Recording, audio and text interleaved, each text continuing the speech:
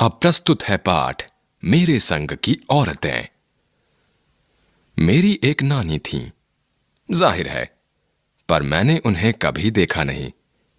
मेरी मां की शादी होने से पहले ही उनकी मृत्यु हो गई थी। शायद नानी से कहानी न सुन पाने के कारण बाद में हम 3 बहनों को खुद कहानियां कहनी पड़ी। नानी से कहानी भले ना सुनी हो, नानी की कहानी जरूर सुनी और बहुत बाद में जाकर उसका असली मर्म समझ में आया।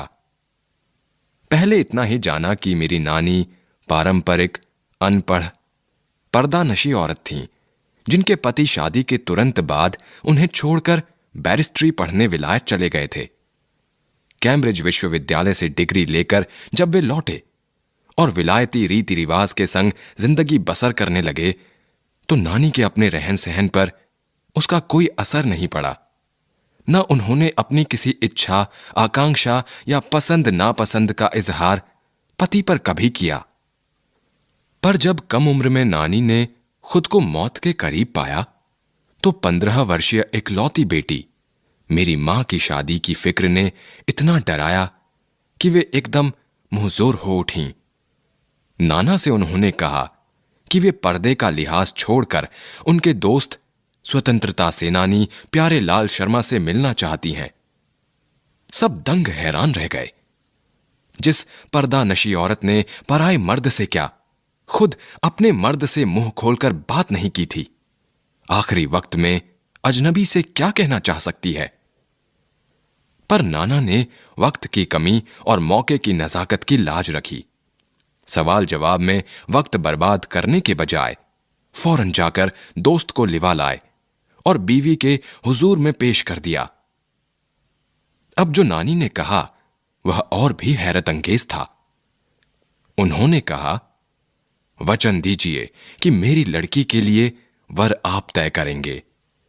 मेरे पति तो साहब हैं और मैं नहीं चाहती मेरी बेटी की शादी साहबों के फरमाबरदार से हो। आप अपनी तरह आजादी का सिपाही ढूंढकर उसकी शादी करवा दीजिएगा। कौन कह सकता था कि अपनी आजादी से पूरी तरह बेखबर उस औरत के मन में देश की आजादी के लिए ऐसा जुनून होगा। बाद में मेरी समझ में आया कि दरअसल वे निजी जीवन में काफी आजाद ख्याल रही होंगी। ठीक है, उन्होंने नाना की जिंदगी में कोई दखल नहीं दिया, न उसमें साझेदारी की, पर अपनी जिंदगी को अपने ढंग से जीती जरूर रहीं। पारंपरिक, घरेलू, उबाऊ और खामोश जिंदगी जीने में आज के हिसाब से क्रांतिकारी चाहे कुछ ना रहा हो, दूसरे की तरह जीने के लिए मजबूर ना होने में असली आजादी कुछ ज्यादा ही थी। खैर, इस तरह मेरी मां की शादी ऐसे पढ़े लिखे होनहार लड़के से हुई जिसे आजादी के आंदोलन में हिस्सा लेने के अपराध में आईसीएस के इम्तिहान में बैठने से रोक दिया गया था और जिसकी जेब में पुश्तैनी पैसा धेला एक नहीं था। मां बेचारी अपनी मां और गांधी जी के सिद्धांतों के चक्कर में सादा जीवन जीने और ऊंचे ख्याल रखने पर मजबूर हुई। हाल उनका यह था कि खादी की साड़ी उन्हें इतनी भारी लगती थी कि कमर चनका खा जाती। रात रात भर जागकर वे उसे पहनने का अभ्यास करती, जिससे दिन में शर्मिंदगी न उठानी पड़े। वे कुछ ऐसी नाजुक थीं कि उन्हें देखकर उनकी सास यानी मेरी दादी ने कहा था, हमारी बहू तो ऐसी है कि धोई, पोंछी और छींके पर टांग दी।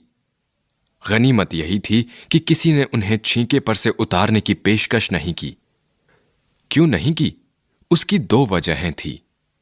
पहली यही कि हिंदुस्तान के तमाम बाशिंदों की तरह उनके ससुराल वाले भी साहबों से खासे अभिभूत थे और मेरे नाना पक्के साहब माने जाते थे। बस जात से वे हिंदुस्तानी थे, बाकी चेहरे मोहरे, रंग ढंग, पढ़ाई लिखाई सब में अंग्रेज थे।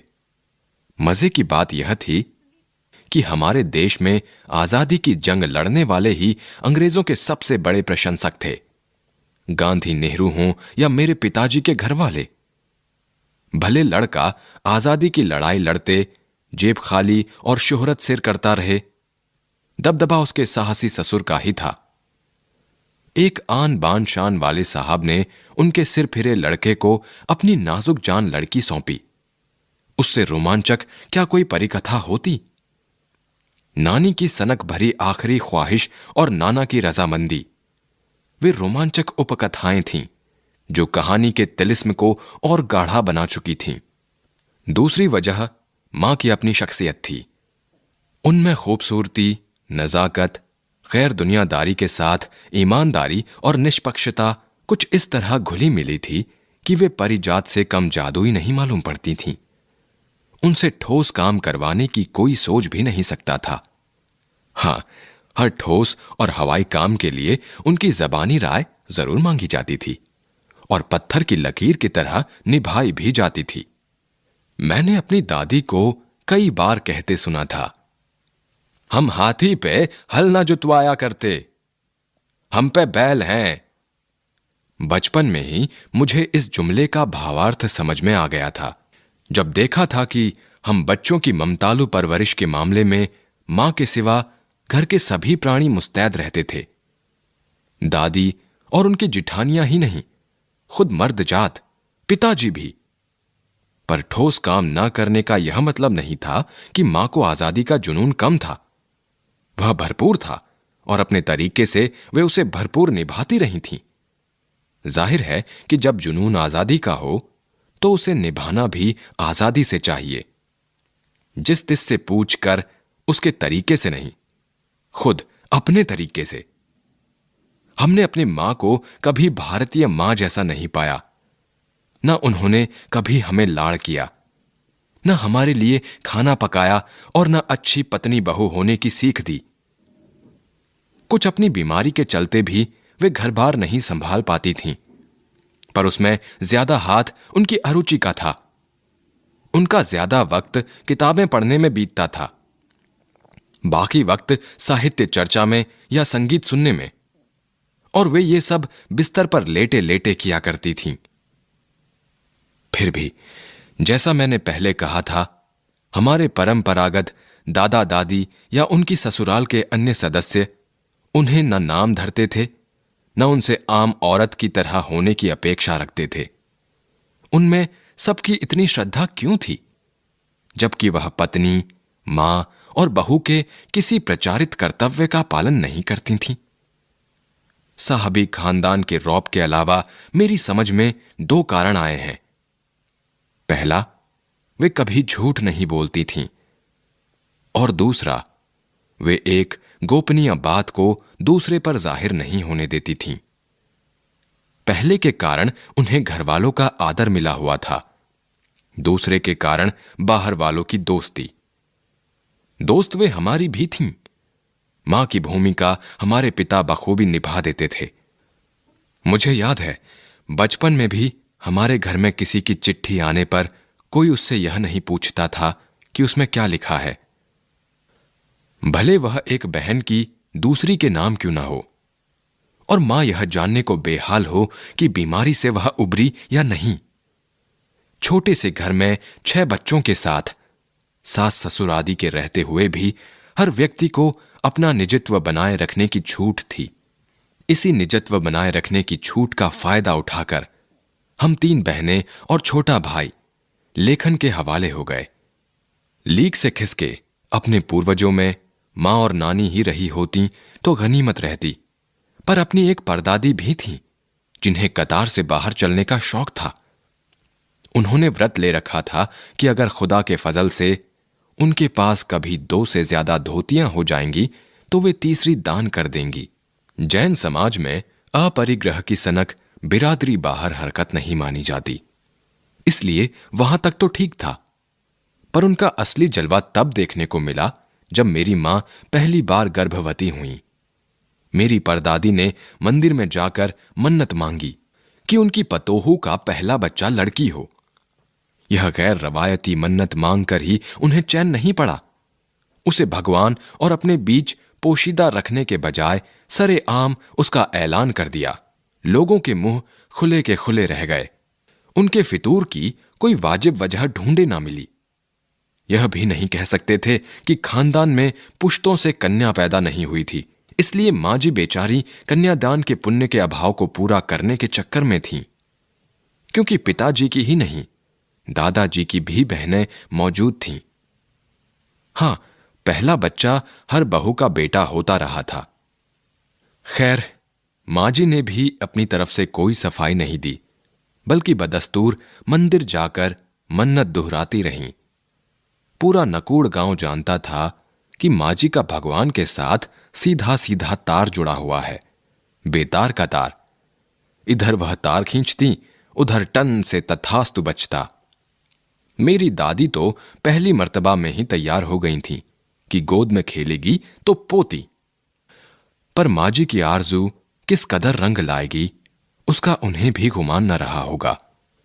लड़की की गैर वाजिब जुस्तजू सुन भगवान कुछ ऐसी अफरा तफरी में आ गए कि एक न दो, पूरी 5 कन्याएं एक के बाद एक धरती पर उतार दी। भगवान को क्या कहें, माँ जी के सामने तो नामी चोर भी अफरा तफरी में आ जाते थे। माँ जी और नामी चोर का किस्सा होश संभालने के बाद मैंने कई बार सुना था।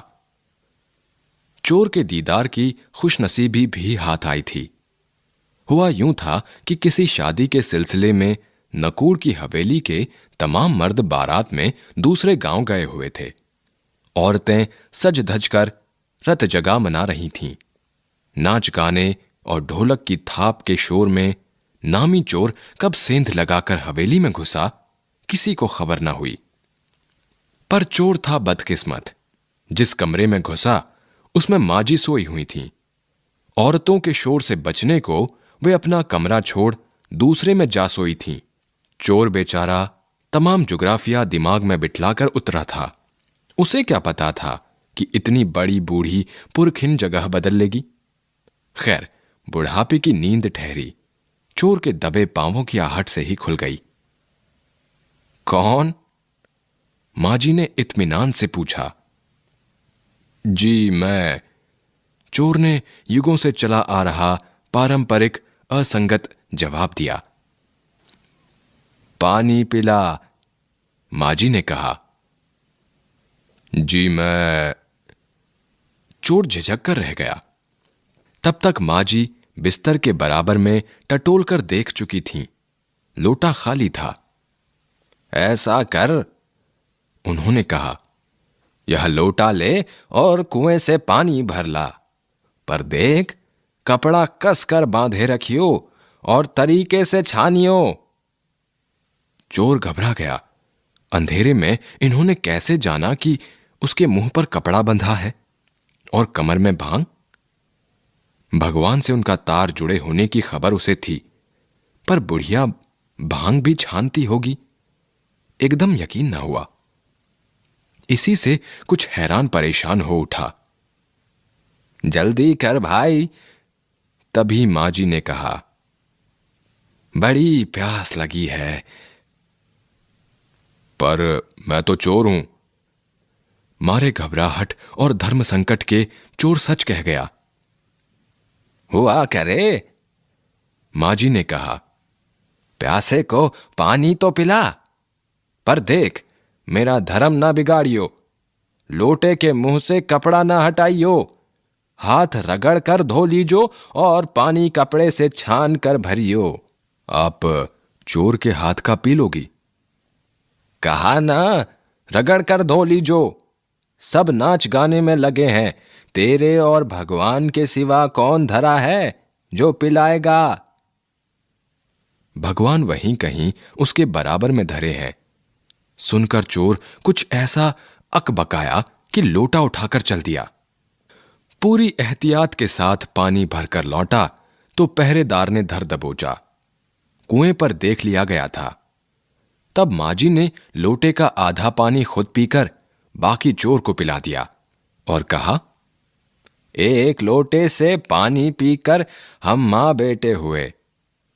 अब बेटा चाहे तो तू चोरी कर, चाहे खेती।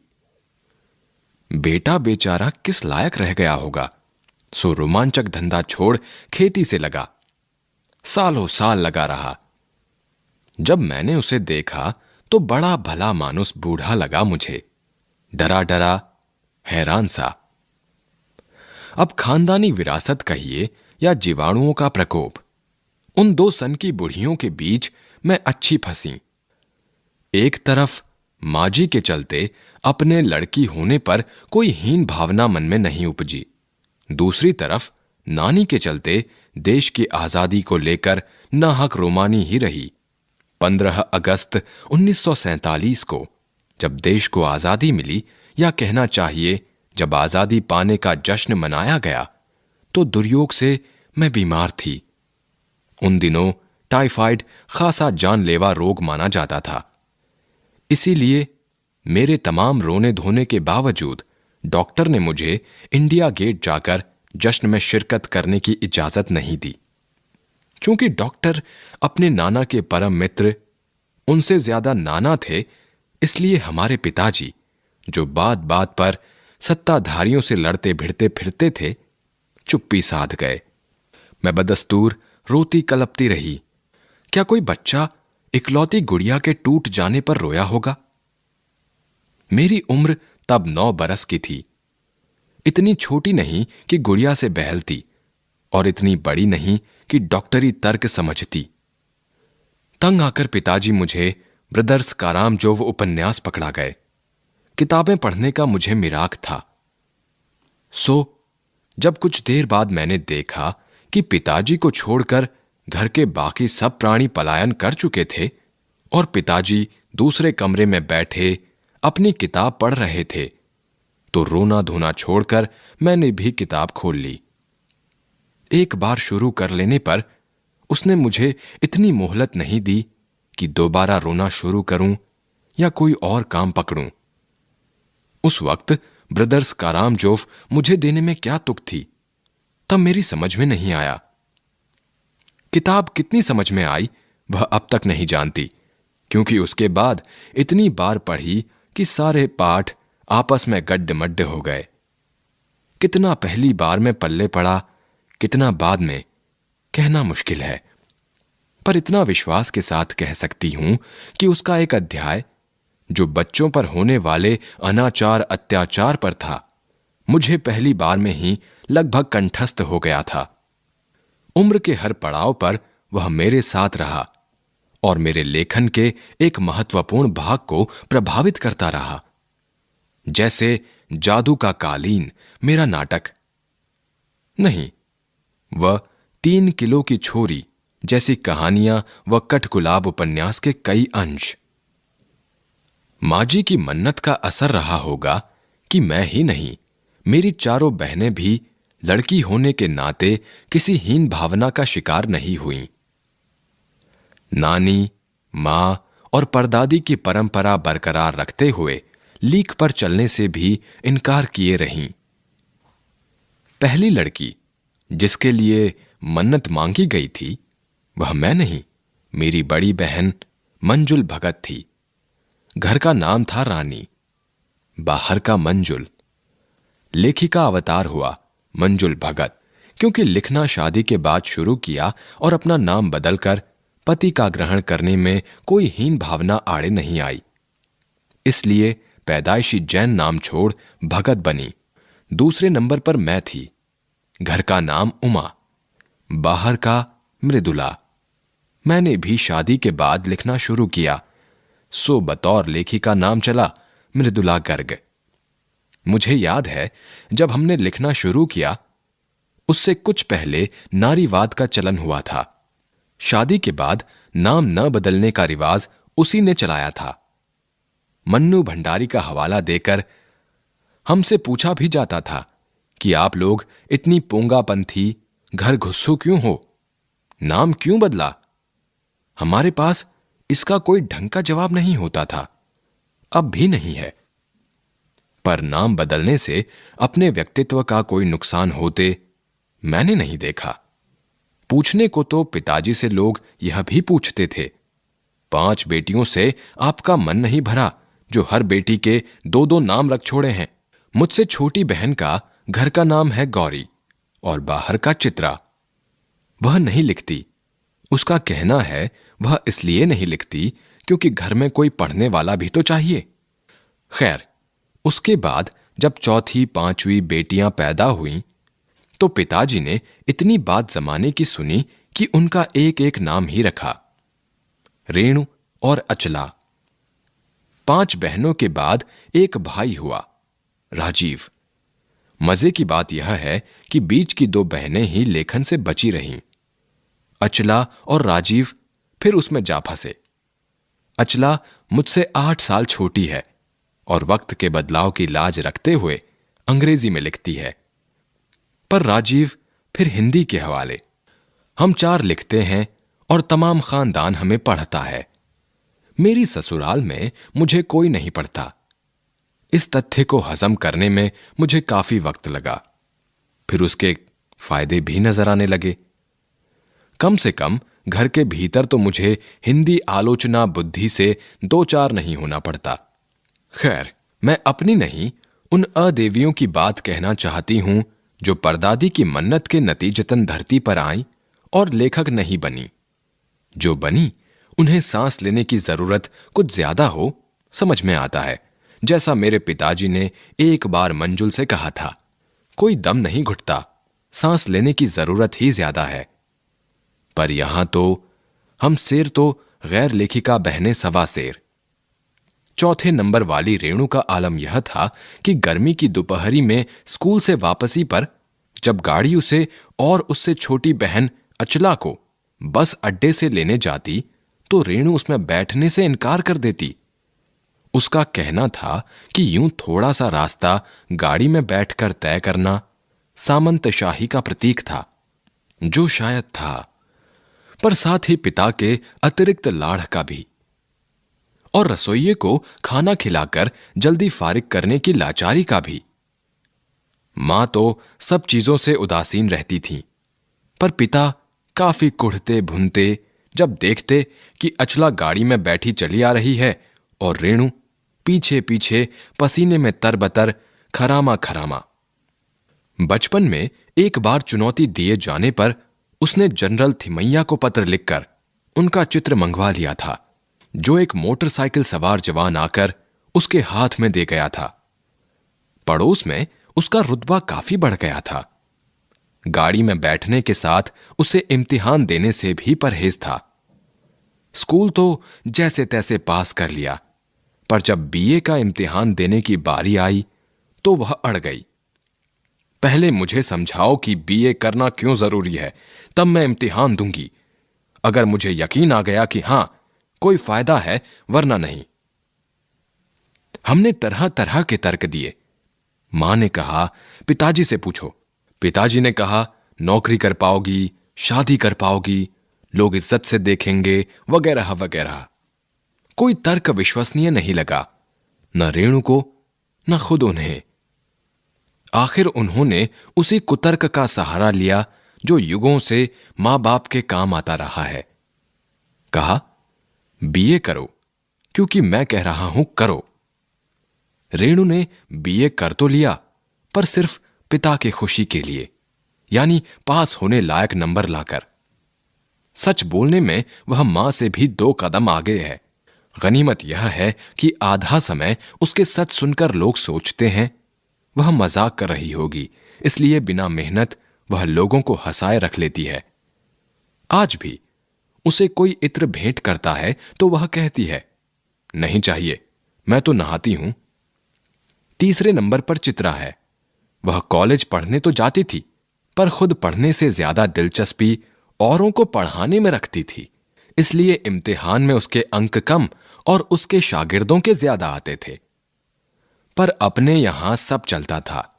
उसकी शादी का वक्त आया तो उसने एक नजर में लड़का पसंद करके ऐलान कर दिया कि शादी करेगी तो उसी से।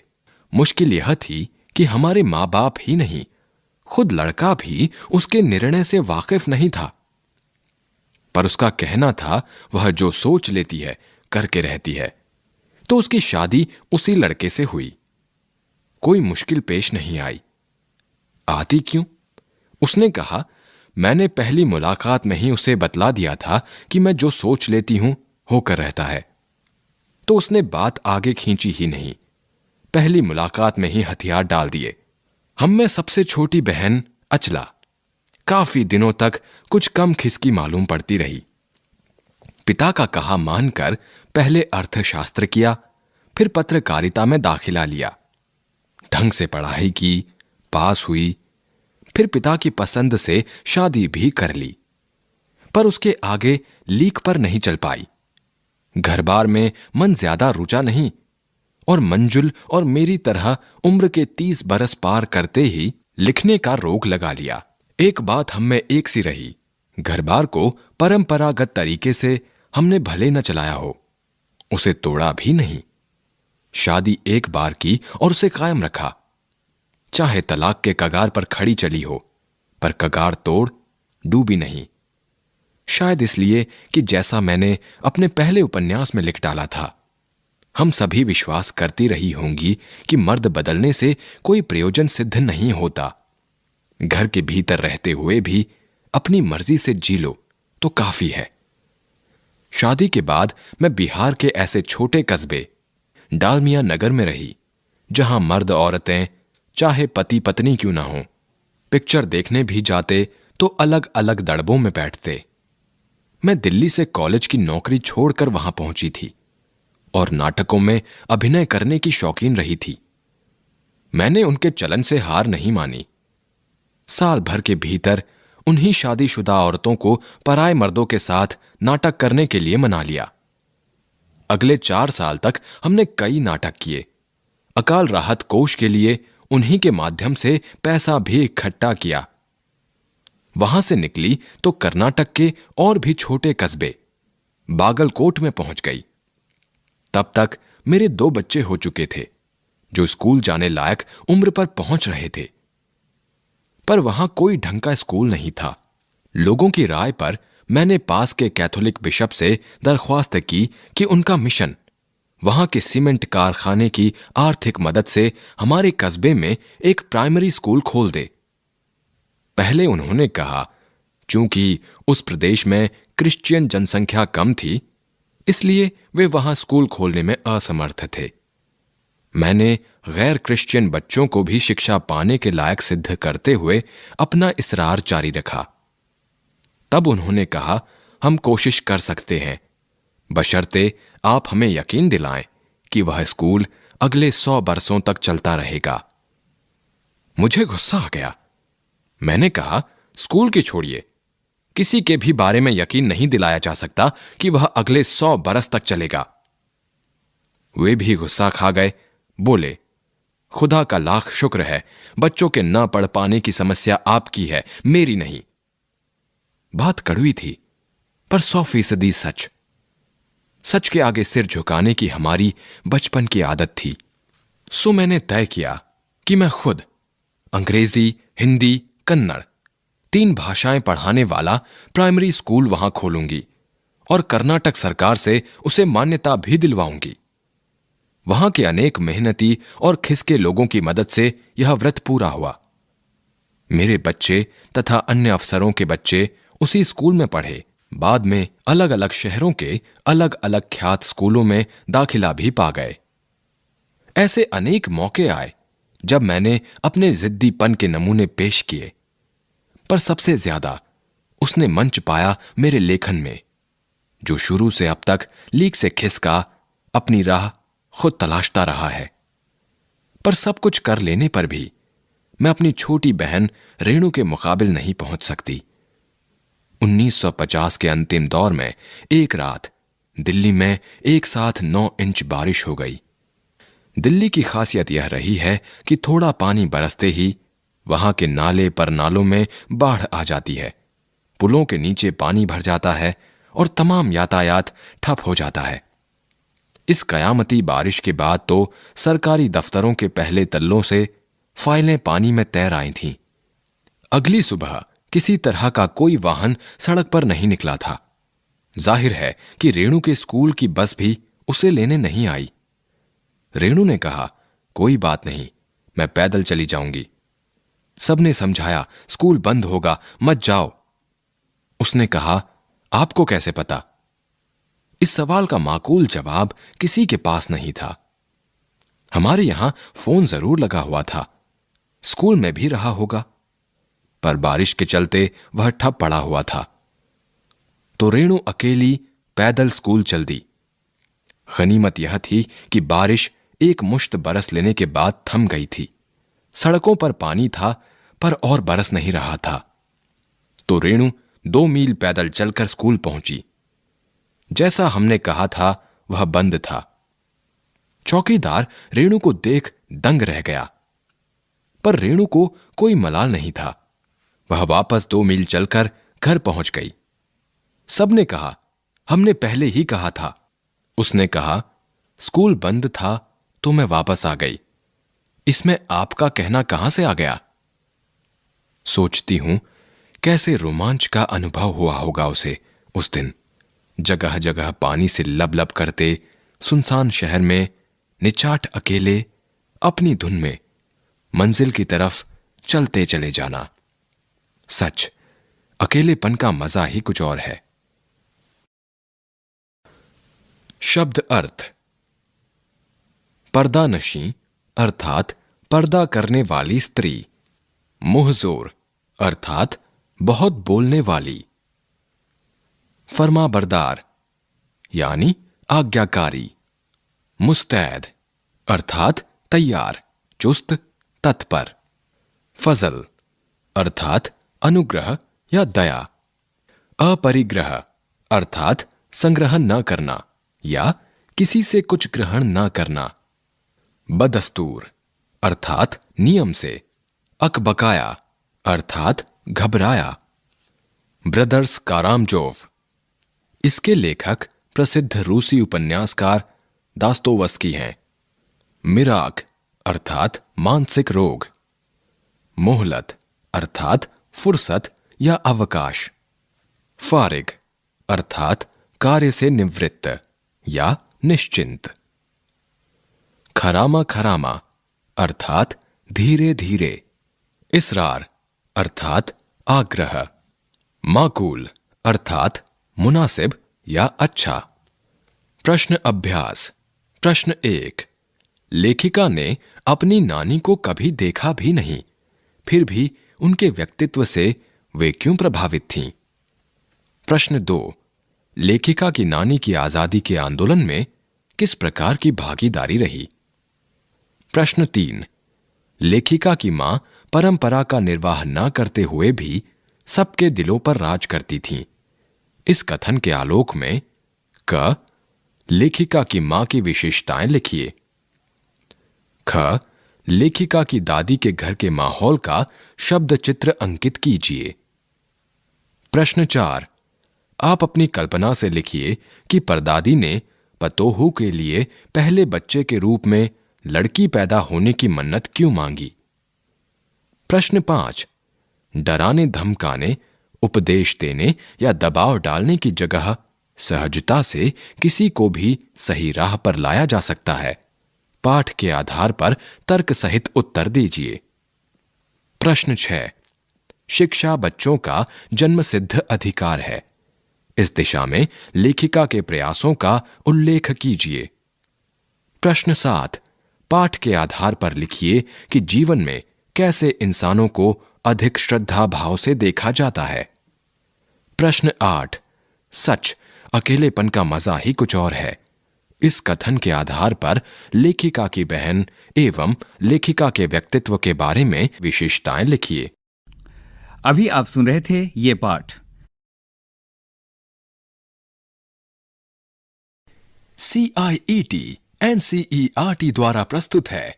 पाठ 2, मेरे संग की औरतें। पृष्ठ संख्या 13 से 26 तक।